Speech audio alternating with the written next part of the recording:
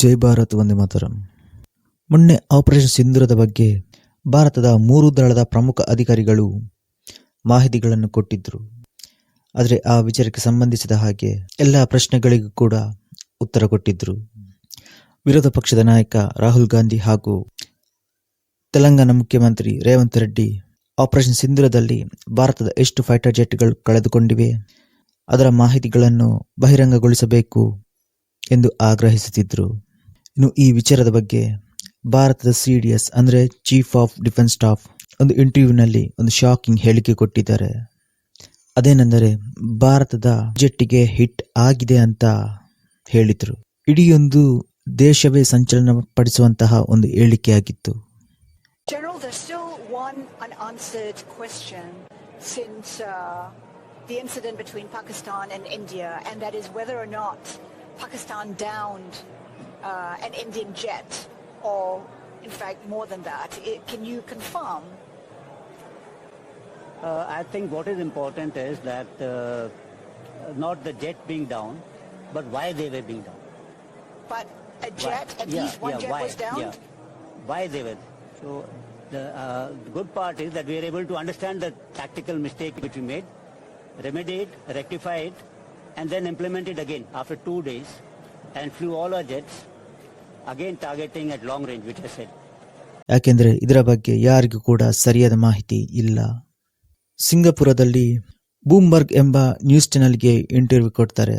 ಅಲ್ಲಿನ ಆಂಕರ್ ಒಂದು ಕ್ವಶನ್ ಕೇಳ್ತಾಳೆ, ಭಾರತ ಎಷ್ಟು ಫೈಟರ್ ಜೆಟ್ಗಳನ್ನು ಕಳೆದುಕೊಂಡಿದೆ ಅಂತ. ಆಗ CDS ಹೇಳ್ತಾರೆ, ಭಾರತದ ಫೈಟರ್ ಜೆಟ್ಗೆ ಹಿಟ್ ಆಗಿದೆ, ಆದರೆ ಎಷ್ಟು ಪ್ರಮಾಣದಂತ ಹೇಳಿಲ್ಲ. ನಮ್ಮ ರಣನೀತಿಯಲ್ಲಿ ಸ್ವಲ್ಪ ಮಿಸ್ಟೇಕ್ ಆಗಿತ್ತು, ನಂತರ ಅದನ್ನು ಸರಿಪಡಿಸಿದ್ವಿ. ಪಾಕಿಸ್ತಾನದ ವಾಯುನೆಲೆಯನ್ನೇ ನಾವು ಧ್ವಂಸಗೊಳಿಸಿದ್ವಿ. ಇಲ್ಲಿ ಎಷ್ಟು ಫೈಟರ್ ಜೆಟ್ ಹಿಟ್ ಆಗಿದೆ ಎಂಬುದು ಮುಖ್ಯವಲ್ಲ, ಬದಲಿಗೆ ನಮ್ಮ ಗುರಿಯನ್ನು ನಾವು ತಲುಪಿದೀವಿ ಅಂತ ಈ CDS ಹೇಳುತ್ತಾರೆ. ಆಗ ಬೂಮ್ಬರ್ಗ್ ಆಂಕರ್ ಮತ್ತೊಂದು ಕ್ವಶನ್ ಕೇಳ್ತಾಳೆ, ಪಾಕಿಸ್ತಾನ ಹೇಳುತ್ತೆ ಭಾರತದ 6 ಫೈಟರ್ ಜೆಟ್ಗಳನ್ನು ಹೊಡೆದೀವಿ ಅಂತ ಹೇಳುತ್ತೆ, ಇದರ ಬಗ್ಗೆ ನಿಮ್ಮ ಅನಿಸಿಕೆ ಏನು ಅಂತ ಕೇಳಿದಾಗ, ಇಲ್ಲ ಪಾಕಿಸ್ತಾನ ಸುಳ್ಳು ಹೇಳುತ್ತಿದೆ, 6 ಫೈಟರ್ ಜೆಟ್ ಅನ್ನು ಹೊಡೆದುರುಳಿಸಿಲ್ಲ ಅಂತ ಹೇಳುತ್ತಾರೆ.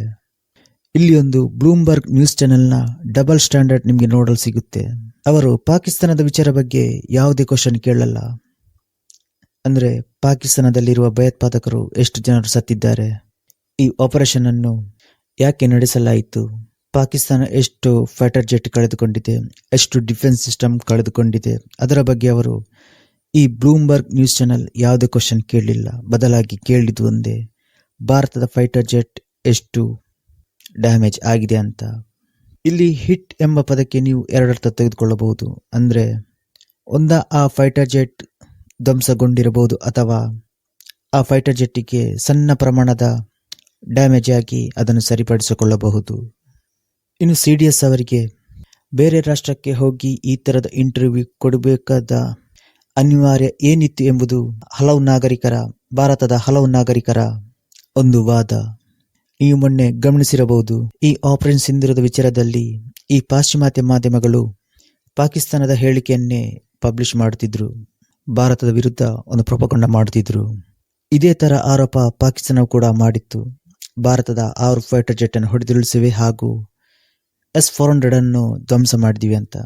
ಆದರೆ ನಂತರ ಪ್ರಧಾನಿ ಮೋದಿ ಅವರು ರಫೇಲ್ ಮುಂದೆ ಹಾಗೂ S-400 ಮುಂದೆ ಫೋಟೋ ಕ್ಲಿಕ್ಕಿಸಿ ಎಲ್ಲವೂ ಸರಿಯಾಗಿದೆ ಅಂತ ಒಂದು ಸಂದೇಶ ರವಾನಿಸಿದ್ರು.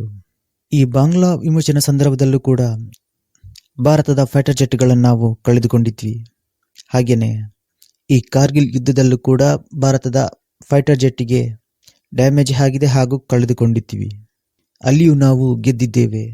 ಅದಕ್ಕೆ ಅವರು ಹೇಳಿತ್ತು, ಎಷ್ಟು ಫೈಟರ್ ಜೆಟ್ಟನ್ನು ನಾವು ಕಳೆದುಕೊಂಡಿದ್ದೀವಿ ಎಂಬುದು ಮುಖ್ಯವಲ್ಲ, ನಾವು ಅನ್ಕೊಂಡಿದ್ದ ಗುರಿಯನ್ನು ನಾವು ಸಾಧಿಸಿದ್ದೀವಿ ಅಂತ ಹೇಳ್ತಾರೆ.